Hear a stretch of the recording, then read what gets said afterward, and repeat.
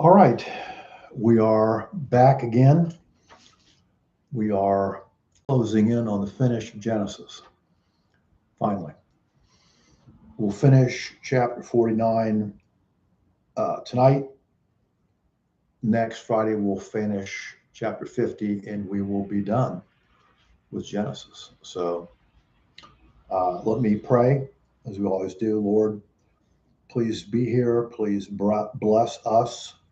Please make these words be the words from your Spirit that are a blessing and a encouragement to us. May they be true, and may your word, as you said, be active. Your spirit, your word, active as a two-edged sword in its work on us to change us into the image of Christ. So we pray these things in Christ's name. Amen. Okay. Now, last week we went through verse 12. And of course, the last part of it and the biggest part of it was, of course, the discussion in verses 8 through 12 of Judah, which was filled with prophetic imagery, prophetic understanding. And we tried to cover that at least as best as we could at that time. So now we're going to take off and we're going to go through the rest of these sons of Jacob. We'll start in, let me read 13 through 15. The first person that we will start with is Zebulun. So let me read 13 through 15. So Zebulun shall dwell at the seashore, and he shall be a haven for ships, and his flank shall be toward Sidon. Only one verse here, although there's some other information prophetically about Zebulun, and we find that in a minute. I'll read it in Deuteronomy 33, because remember, it's a comparison passage to Genesis 49. So basically, Zebulun was the 10th son, which is interesting because we just switched from the 4th, and we went consecutively, first, second, third, fourth. Now all of a sudden we jump to the 10th son. And again, a thing I think even more really interesting in a way is that we see here another example of a reversal. Just like the reversal of Jacob and Esau, just like the reversal of Ephraim and Manasseh. Here we see a reversal because his older brother, okay, who is, of course, Issachar, and he's the younger one, Zebulun. Now, the territory of Zebulun, okay, stretches from basically the area in the northwest corner, which includes part of the coast of the Mediterranean, and is basically would be the very northwestern corner of Israel and the southern tier of what today is Lebanon. That is the area that's spoken of, because the reference we'll see in a minute is to also including Sidon, which of course is in that area. Now, I think it's interesting to note, as we see so many things that are significant, that Jesus, of course, was born in Judah, but he was raised in what city? Nazareth. In what territory is that area in? Okay. It's in the area of Issachar and partially also Zebulun, because they kind of merge together a little bit when you get to around the Sea of Galilee. Now we notice in Deuteronomy 33:18, it speaks of his, quote, going forth, which could refer to a few things. One, it could refer to the maritime activities, the travel of this area because they were obviously very, very close to the Phoenicians. And of course, they were worldwide navigators of ships. Also, of course, it seems to be a reference to harbors for ships, which of course would again be likely in terms of them being on the Mediterranean Sea up there. Also, though, there's another aspect, I think, of this going forth, and that indicates a willingness to go forth or a willingness to act militarily. We see this, if you want to turn here to 1 Chronicles 12, all the way past Kings and 1 Chronicles 2. I'm sorry, to past Kings 2 and 2 Kings to 1 Chronicles 12.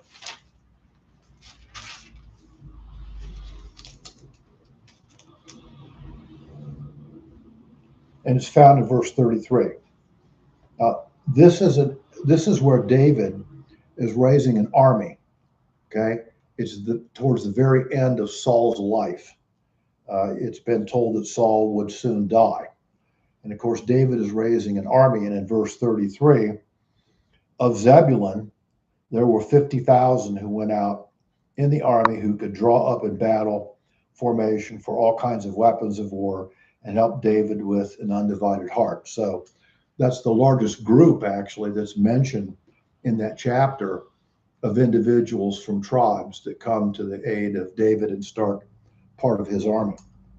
So that's certainly one fulfillment. Also, if you turn to Judges chapter 4, back to Judges, in this part of Judges called the Song of Deborah. Remember, Deborah was a female judge. So in Judges 4, and let's look first at, let's see if I have it right here. Yeah, first in verse 6. This is where Deborah and Barak, who are judges this time, are trying to get members of the tribes, their military, to come and defeat this battle with Sisera, okay, this army general Sisera. So in verse 10, it says, now he sent out and summoned Barak, the son of Abinoam, from Kadesh Naphtali, and said to him, behold, the Lord, the God of Israel, has commanded, go and march to Mount Tabor, and take with you 10,000 men from the sons of Naphtali and from the sons of Zebulun. So Zebulun and Naphtali are ones that go forth into this military campaign. They're willing to do it. They are courageous, and actually in the next chapter, in chapter 5, verse 18, it further says, Zebulun was a people who despised their lives even unto death. So they would willing to put to risk their lives for the sake of Israel. So those are some other things that we see here. Now, let's move on to the older brother, that is to Issachar. We can go back to Genesis 49. So in verse 14 and 15, we read here, Issachar is a strong donkey lying down between the sheepfolds. When he saw their resting place was good and that the land was pleasant, he bowed his shoulders to bear burdens and became a slave at forced labor. And I'm certain that's completely clear to you, exactly what it means. But if you're not entirely clear yet, I might give you some hints here. So, a strong donkey. It's from two words in Hebrew, ish, which means man, and sakar, which means to hire, and specifically to hire a laborer. So one part of the sons of Ishkar were that they were agricultural workers that were effective at growing things. Now, the word donkey here is not a slight, because if you remember, when we're talking about, for instance, all the sons of David, okay, when they meet together, they all ride on donkeys. David himself rode on, as king, on a donkey. And of course, you don't necessarily have to go here, but in Matthew 21, of course, we have what? Right, the triumphal entry on Palm Sunday, and Jesus comes in as predicted down this area from Mount I'm glitching, from the Mount of Olives there, again riding on a donkey.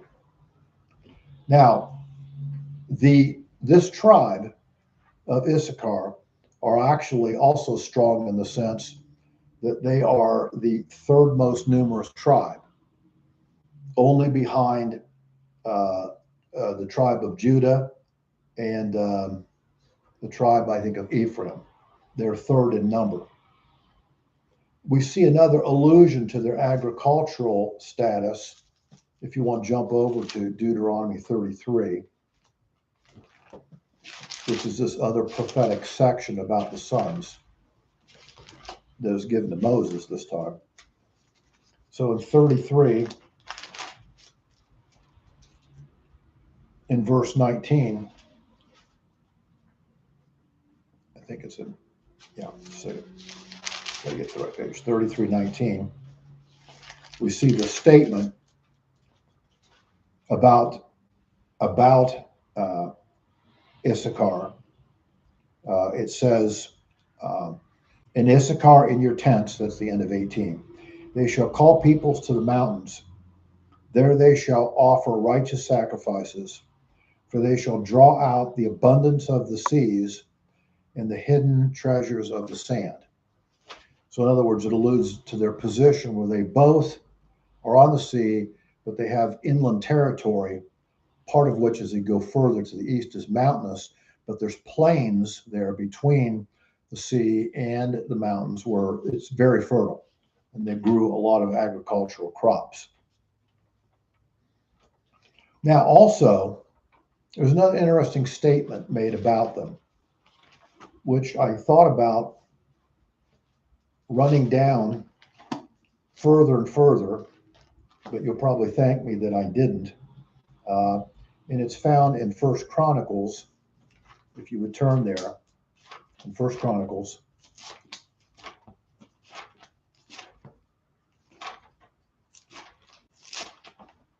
First Chronicles chapter 12, it says this interesting thing about these people.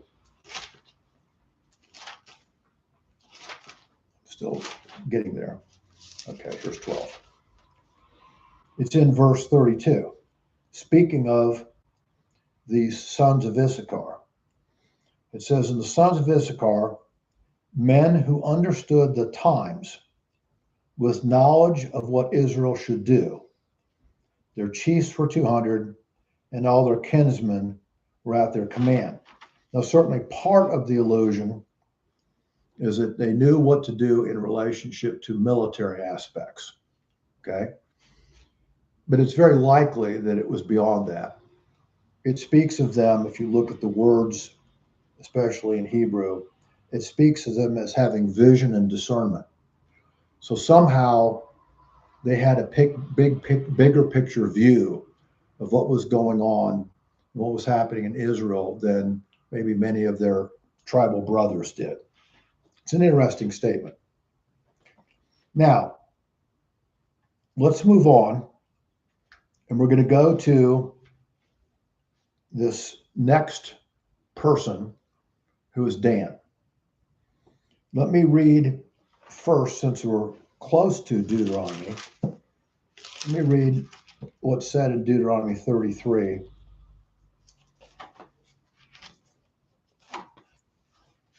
About Dan, what Moses is given prophetically. And it's in verse 22. And of Dan he said, Dan is a lion's whelp that leaps forth from Bashan. Okay. I want you to compare that, and let's read back in Genesis 49. So go back to Genesis 49. And I want you to compare what's said there with what's said here. Okay? It starts in verse 16. It's actually 16 and 17 in Genesis 49. Dan shall judge over his people and is one of the tribes of Israel. Dan shall be a serpent in the way, a horned snake in the path that bites the horse's heels so that his rider falls backwards. Now, that's very interesting and rather enigmatic, I think, to say the least. So let me try to trace this down, because I think there are some interesting elements that are revealed about the tribe of Dan if you dig at it. First of all, of course, it says he's a lion's whelp. That is, he's a young, aggressive lion. Interestingly, similar to what tribe? Judah also was said to be a lion's whelp, which I think has an implication here. It may imply that Dan has a desire to supplant or overthrow the position of Judah. Judah, the Judites, would end up producing most of the kings of Israel. So I think that's one possible implication, and I think it has some justification to it. Now, also, there's this message back in Deuteronomy 33:22 about Bashan. So let me remind you about Bashan. Okay, Bashan was stretching from the western side, basically from the foothills of Mount Hermon, all the way to the east to the Jordan River. Now, there are a number of interesting things about this land of Bashan. First is found in Deuteronomy 3, where it's ruled by this guy named King Og. And it states in there that he was the remnant of the Raphaim, which means clearly he's the remnant of the giants, the Raphaim. It states that his bedstand was 9 cubits by 4 cubits. The average cubit length typically was about 19 or 20 inches. So that means that his bedstand, which it says was made of iron, was 15 feet long and 7 feet wide. So this is a big guy, okay? Now, also in this area of Bashan is found a very famous archaeological site. It's called Gilgal Raphaim. It's a famous megalithic calendar used for astrology, okay, by the ancient idolatrous peoples in that whole region. Also, we find in archaeological discoveries in Bashan that archaeologists have counted over 8,400 dolmens. Okay, dolmens are these, they look like the letter pi, okay, with a roof, kind of a flat roof, and 2 sides, right? And these dolmens, of course, were burial sites of spiritually powerful shamans, priests, and false prophets. And the whole land of Bashan is just littered with them. So by implication, there's a lot of not good things that went on in the land of Bashan. Now, turn back, if you're in 49, turn back to 46, because I want to show you something. These are the things that I would say are so easily missed by us when we read the text. Okay?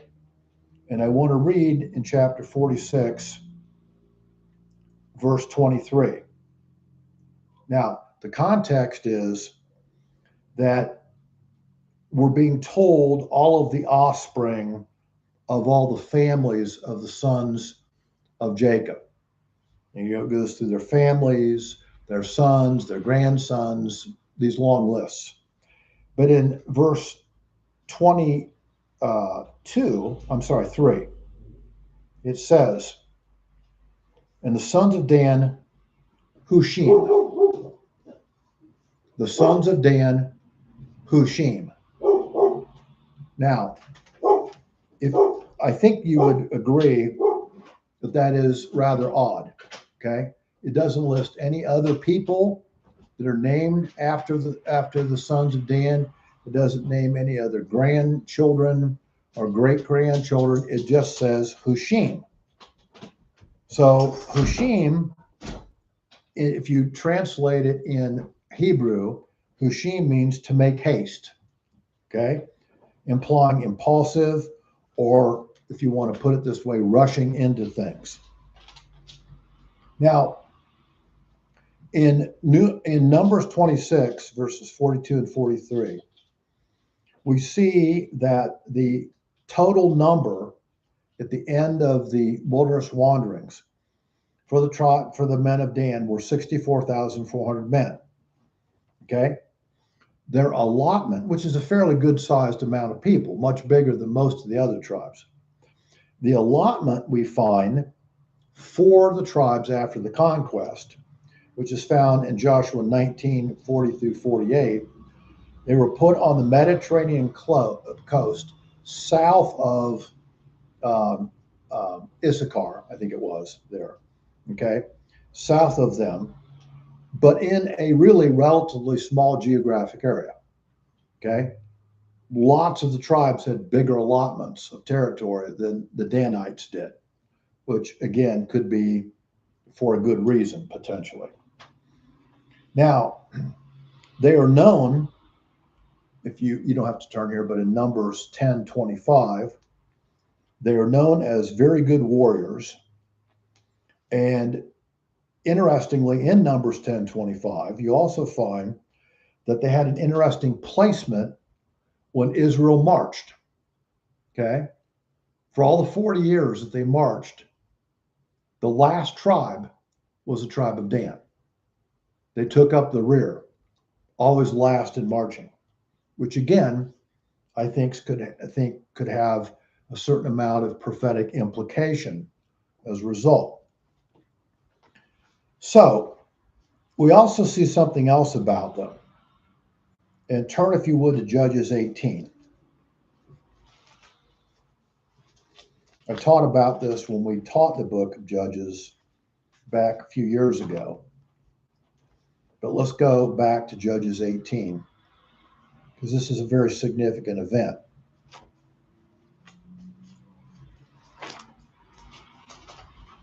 Judges chapter 18. And we're going to look starting in verse 27. It says, then they took what Micah, this is this prophet priest person, okay, had made, the priest who had belonged to him, and came to this city called Laish. Laish. Laish is a town that is tucked into the foothills of Mount Hermon. That's where it is, okay? To a people quiet and secure. And it says of this, and this is the people that took Micah to do this were the Danites. You see that actually in verse 25 and 26. So the Danites are doing this, okay? And then it says, there were people quiet and secure, and they struck them, that is, the Danites struck them with the edge of the sword, and they burned the city with fire. There was no one to deliver them because it was far from Sidon, and they had no dealings with anyone. And it was in the valley which is near Bethrab, and they built the city, the Danites built the city and lived there. Verse 29, they called the name of the city Dan, after the name of Dan, their father, who was born in Israel. However, the name of the city was formerly Laish. And here's the next thing that's important, 30 and 31. And the sons of Dan set up for themselves the graven image. And Jonathan, the son of Gershom, a son of Manasseh, he and his sons were made priests to the tribe of the Danites until the day of the captivity of the land. So they set up for themselves Micah's graven image, which had been made all the time that the house of the Lord was at Shiloh. So they not only murder all the residents, move from where God placed them, okay, but then they also made false priests that were not of the Levi tribe and set up this guy as the head priest there, where they took this molten image that we'll see in a minute is a molten image of a calf, okay, and worshiped it there in the city of Dan. So they go from bad to worse to, as we say, worser. Did they take this ideas from Egyptians? Well, it's certainly I have to believe that the molten calf was absolutely taken from the Egyptians, and for the sin of the people as they were there at the base of Mount Sinai. Mm-hmm. Now, also note that Samson, the judge, okay, was of the tribe of Dan. He was powerful, but he was also extremely carnal. He did not follow the Lord very much at all, and he was extraordinarily arrogant. And of course, this cost him his life to the Philistines as a result. Now, it also makes fulfillment of the verse in 49:16 of Genesis, Dan shall judge his peoples. That's a literal fulfillment of that verse. Now, note, if you would, and we're not going to read this because it'd be a bunch of chapters, but if you look at First Chronicles all the way from chapter 2 to verse 10, it's the genealogy again of the tribes of Israel mentioned. And if you look at those chapters, you'll find there's no mention of the tribe of Dan. Not there. All the others are, but Dan is not mentioned. I think this is a prophetic message that goes all the way to the prophetic future. Because again, if we turn to Revelation chapter 7, the sealing of the 144,000 from the 12 tribes, 12,000 each tribe. Again, what do we see? Who's missing? The tribe of Dan. Okay. And they are replaced by, in that chapter, Revelation 7, quote, the tribe of Joseph. And that's not commonly called that. Because remember, it's the tribe of Ephraim and Manasseh that are substituted for Joseph. But in this case, in Revelation 17, it's called the tribe of Joseph. Now, rabbinic scholars for centuries and centuries and centuries have consistently suggested that eventually the Antichrist will come somehow from the tribe of Dan. Okay. Now the question is, could there be any evidence to suggest that's true? Or is it just their personal opinion that has no evidence to it at all? Now, I think there is some evidence that may suggest this. It starts out with archaeological evidence found, interestingly, in a special tomb in Greece. Okay. There was a subset of certain kings in Greece that were called the Danians. Okay. And in one of the tombs of the Danian kings, you find a brass bas relief, which is quite interesting. It's a picture of the Exodus of the children of Israel crossing over the Red Sea. Kind of unusual to find in a king's chamber, burial chamber, isn't it? Of a Greek king.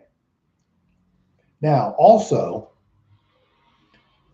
we find that the Danite Greek kings, if we trace down genealogy and go through Greek history, okay, we find that eventually, through their ancestry, they're connected to the Seleucid kings of Persia.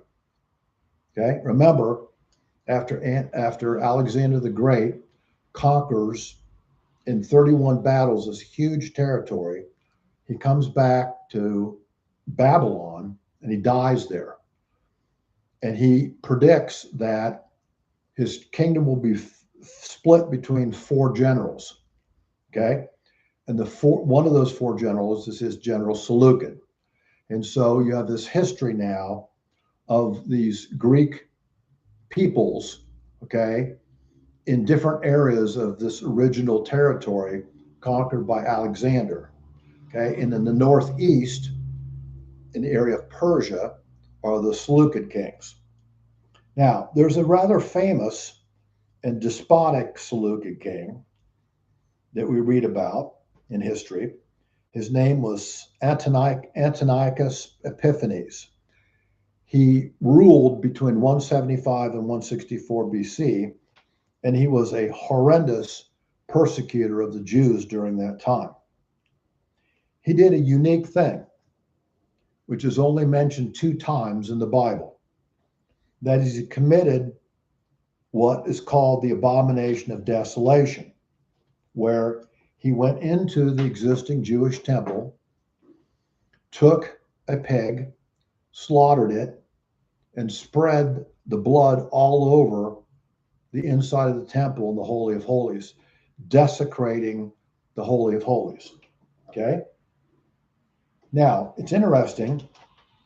He's mentioned, and this is mentioned in a number of places. We don't have to turn to all of them. But this is mentioned in Daniel 9:27. It's mentioned in Daniel 11:31. Jesus mentions it himself in Matthew 24:15. And it's also mentioned by the Apostle Paul in 2 Thessalonians 2:4. So it's an important thing mentioned by all of these individuals that had its historical occurrence with Antiochus Epiphanes, but will have a prophetic fulfillment also. And the prophetic fulfillment, of course, is that Antichrist will also go into an existing temple at the very end, actually at the 3.5-year period, okay, of the tribulation, and will also desecrate it too. Okay, this is the second occurrence of the abomination of desolation, which is talked about.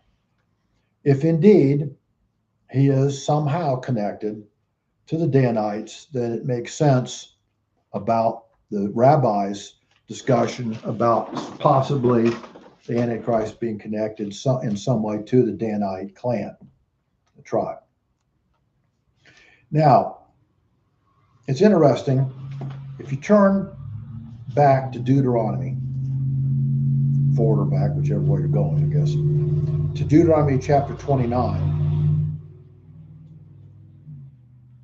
there's an interesting thing that's said from Moses prophetically. It's in verse 16.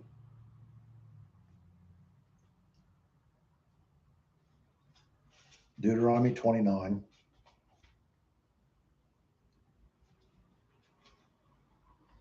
I'm sorry, it's in verse, well, it starts in 16, but the actual verse I want to look at is in verse 18. It's talking about anyone who would set up the abominations and worship idols made of wood, stone, silver, and gold. And then in 18 it says, lest there be among you a man or a woman or family or tribe, okay, whose heart turns away from today from the Lord our God, to go and serve the gods of those nations. And here's the curse. It's an issued curse. Okay? Lest there be among you a root bearing poisonous fruit and wormwood. Wormwood was an ancient poison that was extremely deadly.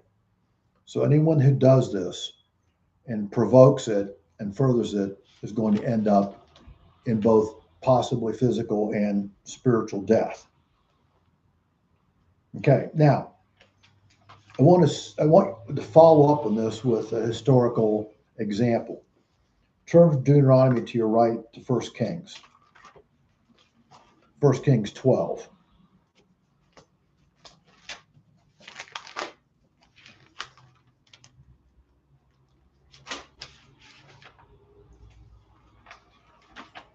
Except I don't think it is 1 Kings 12.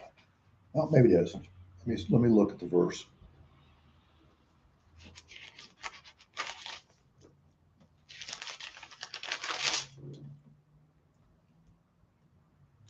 Yes, it is. I'm sorry. It is. It's in verse 28. Okay. So it says, this is speaking about Jeroboam. Okay. King Jeroboam. It says, so the king consulted and made 2 golden calves. And he said to them, it is too much for you to go up to Jerusalem. What an excuse. Real hard. Okay. Where you should go and worship the Lord. Behold your gods, O Israel, that you brought up from the land of Egypt. What an abomination of a statement. Verse 29, and he set one up in Bethel. Again, Bethel, the house of God. He set up this golden calf idol in the house of the Lord. And he set the other one in the city of Dan. So Dan is connected to the worst of the worst idolatry that occurs in this area. Now, let's look at one more aspect of the Danites. Go back to Genesis 49. And let's look at verse 17. And I'm going to try to describe what I think this may mean.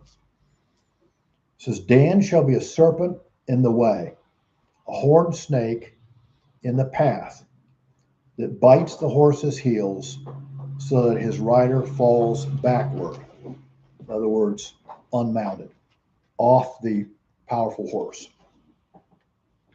Now, serpent, of course, is traditionally an image of Satan, used over and over and over again. And I think in this, there's a certain allusion to Genesis 3:15 again. Again, the seed of the serpent, okay, which apparently is true in various ways of the Danites in a certain sense. Now it says that the snake, a rather small animal, okay, bites the heels of the horse, a much bigger conquering animal, greater animal, and knocks the rider off, okay, dislodges them from the place of authority and rightful place where they're supposed to ride. I think this is a prophetic statement about the influence of the Danites, who were given this small territory. But what do? They expand, they move, they kill the people of Laish, and of course, they end up upsetting all of Israel with their idolatry. So I think that's part of the fulfillment there. Now, let's move on and go to and talk about Gad. We see here in 19. Let me read it, 49:19. As for Gad, raiders shall raid him, but he shall raid at their heels. Okay? So, we see here the word Gad means a troop. Okay?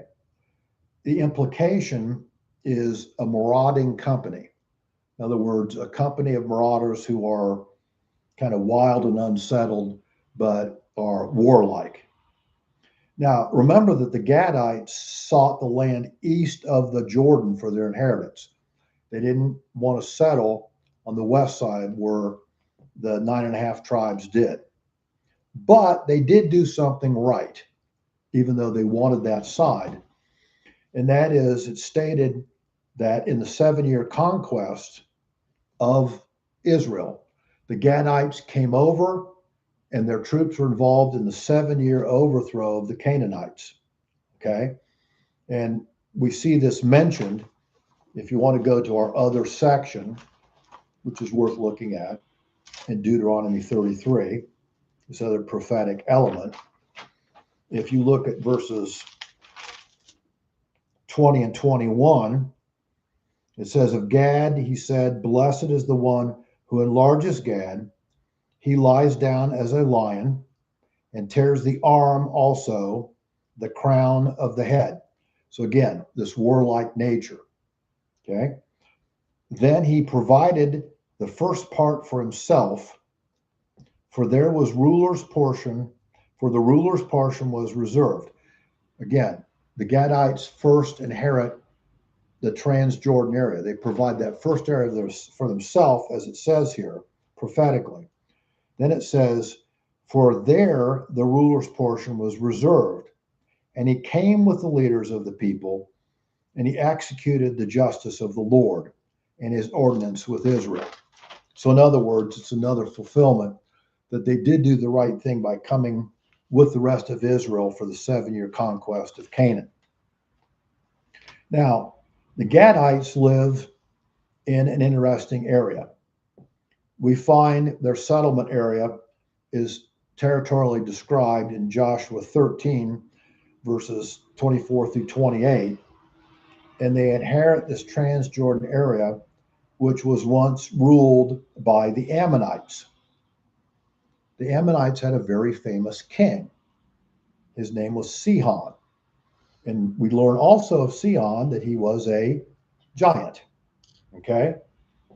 Now, we see that because of this area and their back and their side is exposed to the Ammonites, through history, there were constantly Ammonite raiders that raided them. But also, we find that the Gadites, too, raided the Ammonites. So it expresses that idea of raiders and being raided, okay? The troop, okay? That's prophesied that would occur. Now, there is also a final event for them. It's found in 1 Chronicles 5, if you want to turn there. 1 Chronicles chapter 5.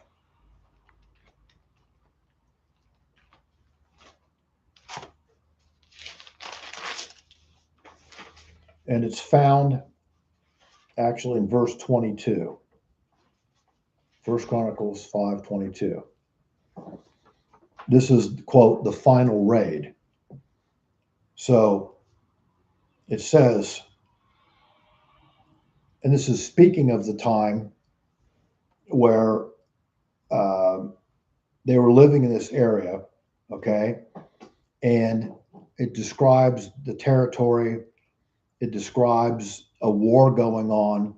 But in 22, it alludes to a prophetic event that will happen to the Gadites. It says, for many fell slain because the war was of God. That's the contemporary war of the Gadites. But here's the prophetic. And they settled in their place until the exile. The exile that's being spoken of occurred in 722 BC. And this is where the Assyrians swept down into the Transjordan area, conquered the Gadites, and swept them away back into Assyria. Okay, so that's the final movement of the troop. But this type, it was the troop movement against them that sweeps them away. Now let's talk about Asher.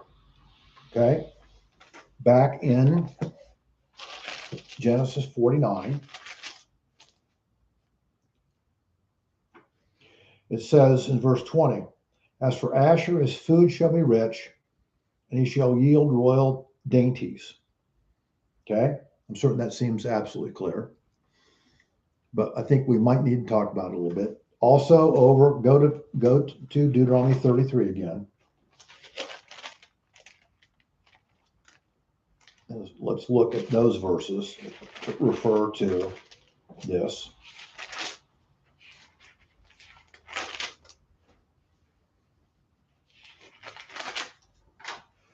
It's going to be 24. 24. And of Asher he said, more blessed than sons is Asher. May he be favored by his brothers, and may he dip his foot into oil. Okay, may he dip his foot in oil. So let's try to put this together. So literally in the Hebrew, it says of Asher that his bread will be fat. Okay. And of course, somehow there's also this production of dainties. That is special kind of rich food. Now, we see here that this dipping the foot in oil is also mentioned, as we said in Deuteronomy 33. This region in northwest Israel, where the Asherites live, near southern Lebanon, in that area of the plain and then the beginning of the mountain area, is known as being one of the richest areas of olive groves in all of Israel. That speaks of dipping their foot in oil. Okay. It's also called, or it's mentioned, this lovely setting with, of course, access to Phoenician trade, which probably explains coming up with these dainties, these special foods that probably were the result of the merchandising of the Phoenicians that they lived close to. It states that they were, or the idea you get is also they were too satisfied and too comfortable by all of this, okay? Which of course is problematic. And we see a mention of this in Judges chapter 5. Let me read it to you. Judges 5. I'm going to read verse 17. It says,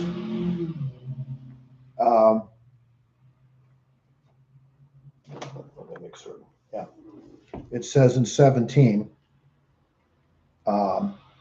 it first speaks of Dan. Why did Dan stay in his ships? Okay. And then it says, Asher sat at the seashore and remained by its landings.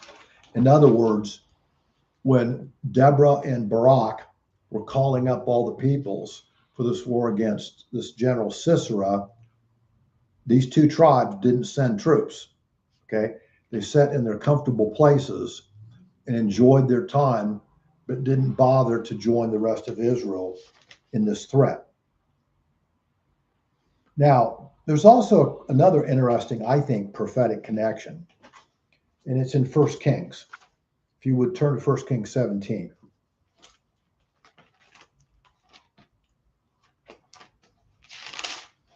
1 Kings 17.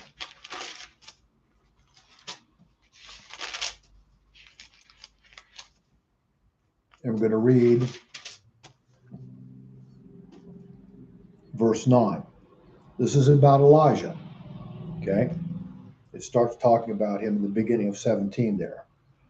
But in verse 9, it says, God tells him, Arise, go to Zarephath, which belongs to Sidon, which is going to be what territory?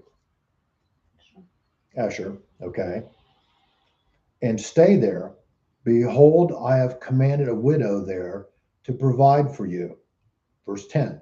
So he rose and went to Zarephath. And when he came to the gate of the city, behold, a widow was there gathering sticks. And he called to her and said, Please give me a little water in a jar that I might drink. Verse 11. And as she was doing so to get it, he called to her and said, Please bring me a piece of bread in your hand. Verse 12.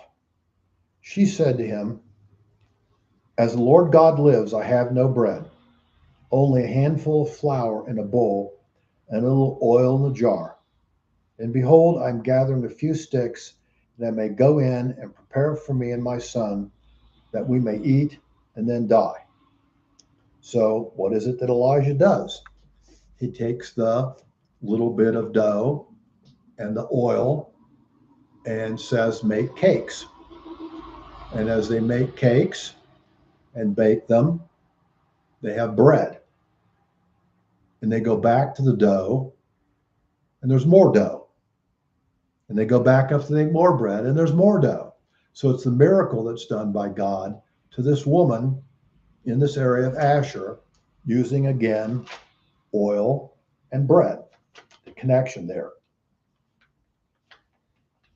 Now, there's another connection, a later prophetic fulfillment, I think, and it's found in Luke 2.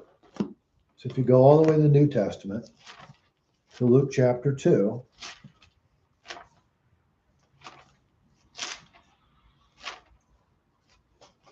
and we're going to look starting verse 36 of Luke 2.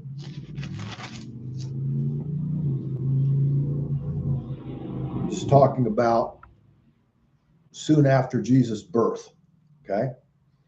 And it says in verse 36, and there was a prophetess named Anna, the daughter of Phanuel of the tribe of Asher, same tribe we're talking about. She was advanced in years, having lived with a husband 7 years after her marriage, and then as a widow to the age of 84. And she never left the temple, serving night and day with fastings and prayers. And at that very moment, she came up and began giving thanks to God and continued to speak of him, that is, Jesus, the Messiah, to all those who were looking for the redemption of Jerusalem, which is another phrase of the encounter of Messiah. And of course, we see that she actually has a long prayer that occurs also. Okay, moving on, let's talk about Naphtali. Back to the 49th chapter.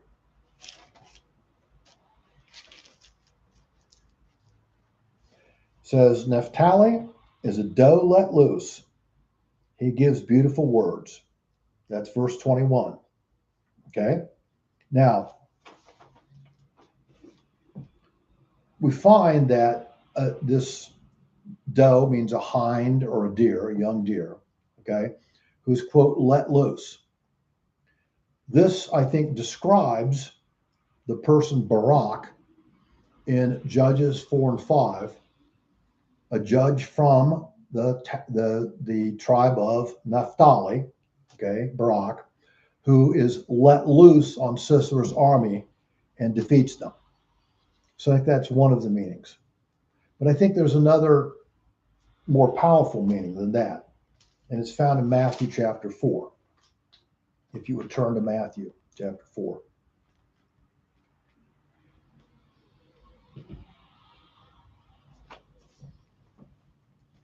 We see it starting in verse 13.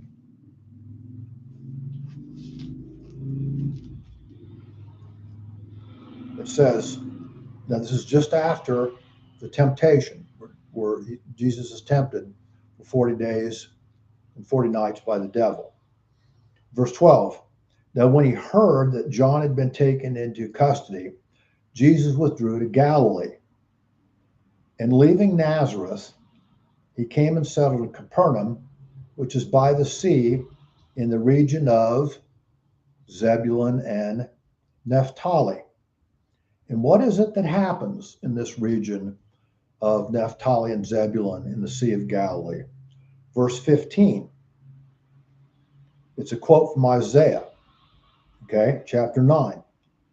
In the land of Zebulun and the land of Naphtali, by the way of the sea, beyond the Jordan, Galilee of the Gentiles, the people who were sitting in darkness saw a great light, and to those who were sitting in the land and shadow of death, upon them a light dawned. So what's being said? He started his ministry giving the words of life and light to all that would hear him. So these are the beautiful words that are prophesied here in chapter 49. Okay. Now, let's go back to Genesis 49, moving more towards the end. And we're going to talk about verses, I'm going to read verses 22 through 27.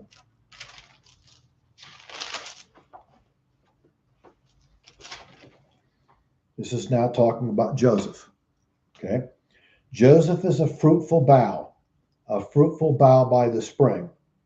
I think that's fairly obvious. Why is Joseph a fruitful bough? because he was used to administrate a way to overcome the famine in Egypt, right? He provided the fruitfulness of the corn and the grain that people could live by and not die. Also implications to Messiah. So there are also the implications to Messiah too, who's also a fruitful bough. Okay. It says its branches run over a wall. Then it changes a little bit in description. The archers bitterly attacked him and shot at him and harassed him. But his bow remained firm and his arms were agile from the hands of the mighty one of Jacob. Now that we know refers to his mistreatment, okay, by his brothers. He's sold into slavery. He's mistreated by Potiphar. He's thrown into prison. And he goes through all these, quote, shots by the archers trying to kill him. Okay. But of course, it doesn't work. Now, it then says something interesting. Okay. It talks about two things. It says, from the hands of the mighty one of Jacob, from there is the shepherd, the stone of Israel. Now, the shepherd is not hard an image to understand, because what is it that Joseph ended up doing? Okay, he is a shepherd for his brothers and his family. He gives them the land of Goshen where they can work as shepherds with their flocks. And of course, the ultimate fulfillment is seen in Messiah, who's called the Good Shepherd. Okay. Now, there's also another messianic image mentioned here. And actually, as far as I can tell, it's the first time it's mentioned. And that is the stone of Israel. Okay. Well, what's that mean? Well, turn to Isaiah chapter 28. Isaiah chapter 28.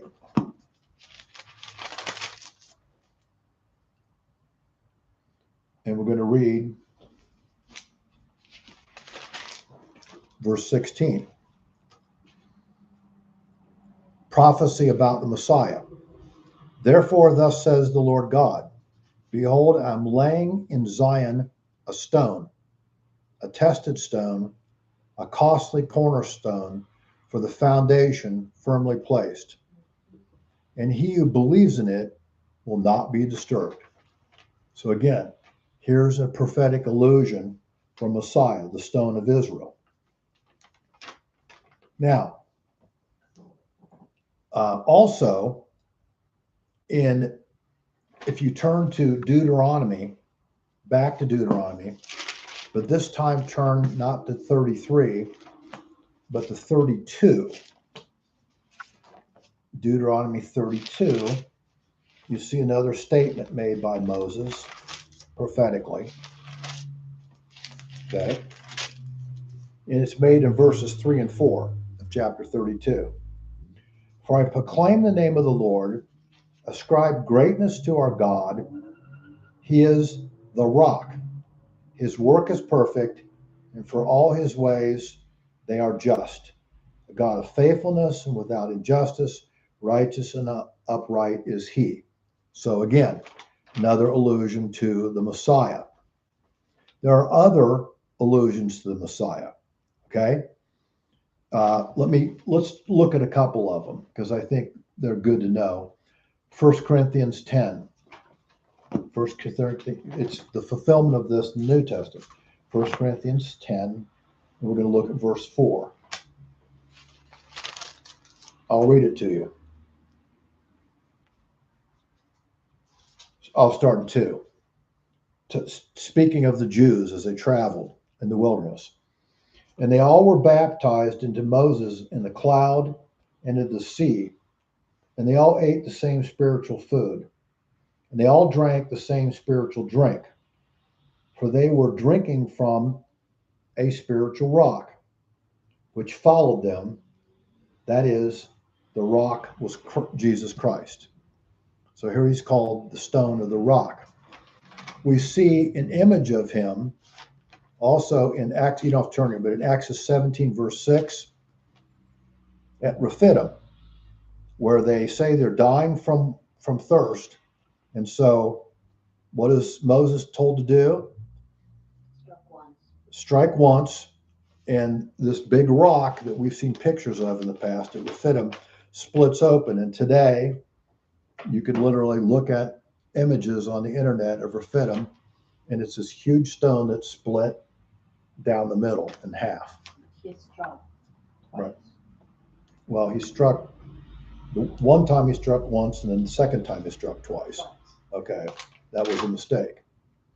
We also see, if you turn from Corinthians back to Matthew 16, verse 18,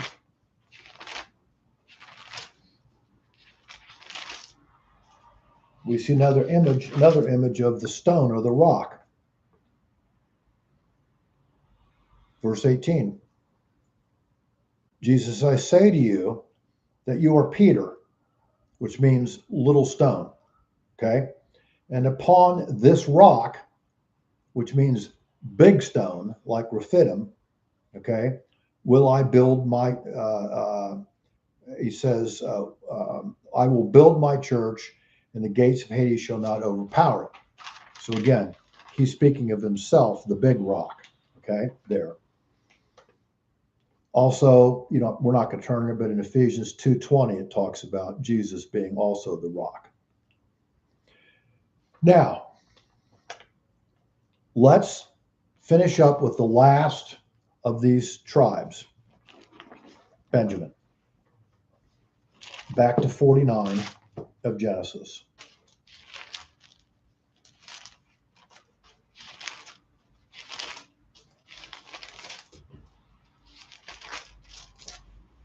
It's verse 27. Benjamin is a ravenous wolf. In the morning he devours the prey, and in the evening he divides the spoil. Now, I think this must have seemed odd, maybe even to Jacob in a way, because Benjamin was repeatedly, it's number one, his youngest son, and he was repeatedly referred to as the little boy, the young man, the lad in Genesis, okay? But here he's described as an image of ferocity, a ravenous wolf. Now, if you'll turn to Judges 19, it'll show you an example of why this is true. Judges 19.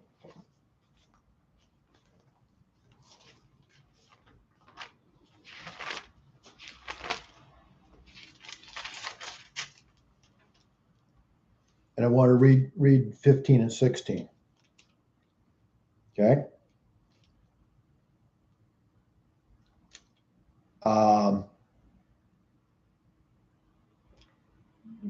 Maybe I don't want to read 15 and 16. 16 says that I'm sorry. the men of the place were Benjamites. Yeah, the men of the place were Benjamites. But the story about concubine. Yeah, it was a story about the concubine, but it's where, well, it describes how, well, you know, how ferocious they were. Even in verse 25, they raped this woman and abused her all night long. Okay. And of course, then left her to die. And of course, what happens is that there's a call that goes out in Israel. Okay. And they basically call and raise 400,000 people from the other tribes to execute a war against the Benjamites who have done this. Okay. And you find out that that the Benjamites are in verse 16 of chapter 20. I wrote it down incorrectly. It's 20. It says, out of all these people, 700 choice men of the Benjamites were left-handed, and each one could sling a stone at the hare and not miss it. So they were good at war. They were good at their sling, and they were very aggressive warriors. Now, also, we see some prophetic fulfillments here. Who was the first king of Israel? Saul. Saul. Where was he from? Benjamin. And of course, he was a military leader. But there's a further prophetic fulfillment that I think is even more interesting. And you can find it, for instance, mentioned in Romans 11:1. It's about this guy who was called Saul of Tarsus, later renamed the Apostle Paul, who in Romans 11:1 says that he's of the tribe of Benjamin. And again, he is a ferocious defender of the gospel. So I think that's a prophetic fulfillment. Okay, so let's conclude in our study of this. Let's read back in 49, 28 through 33, and then we'll finish this. So it says, all these are the 12 tribes of Israel. And this is what their father said to them when he blessed them. He blessed them, everyone with the blessing appropriate to him. Then he charged them and said to them, I'm about to be gathered to my people. Bury me with my fathers in the cave that is in the field of Ephron the Hittite, in the cave that is in the field of Machpelah, which is before Mamre, that big oak tree, Mamre, in the land of Canaan, where Abraham bought the field from Ephron the Hittite for his own burial site. Verse 31. There they buried Abraham and his wife Sarah, and there they buried Isaac and his wife Rebekah, and there they buried Leah. And the field and the cave that is in it purchased from the sons of Heth. And then the last verse, verse 33. When Jacob finished charging his sons, he drew his feet up into the bed, and he breathed his last and was gathered to his people. Okay? Now, at the end of this long discourse of blessing and prophecy of actually 14 people that were gathered around him. Because remember, it was the 12 sons plus Manasseh and Ephraim, okay, the grandsons who were adopted in. It was Jacob's time to pass on. It was the finish of the 147 years of his life. His destiny had been completed at this point. Now, he again reminds them, as he did in chapter 48, that he does not want to be buried in Egypt, but he wants to be buried with his ancestors at the cave of Machpelah, and we studied that back earlier in Genesis. And as he said, he wants to be buried with Abraham, Sarah, Isaac, Rebekah, and Leah. Of course, Rachel isn't buried there. She's buried in a different place. She's buried, interestingly, near Bethlehem. Okay? So, I believe that this is not in any way a selfish request. He isn't trying to obligate them to do something that is terrible for them to do. He has a reason for this, and that is it's confirmation of him of the Abrahamic covenant. That is, the covenant says that where are these sons ultimately going to grow and live up and become a nation? Back in Canaan, not in Egypt. Okay?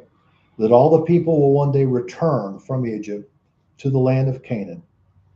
And again, they will be gathered there together in history to do God's will, to do God's work, making at times mistakes and at times doing well until God's purpose is fulfilled. And that final purpose is the eternal hope. It's called in Hebrew the Olam Haba, which means the world to come. That is the world of Messiah when he comes back to the earth. So we finished 49, and we will therefore next week finish our study of Genesis by taking chapter 50. So, okay, let me pray to end us tonight. Lord, thank you for this time. Thank you for your word. Thank you for all these prophetic elements that you wove together. It could only occur because it was designed by one mind, that is your Holy Spirit, who pulled this all together in an integrated message of, 40 different authors, 66 different books of the Bible, but one integrated message. So we thank you for all this time and pray in Jesus' name. Amen.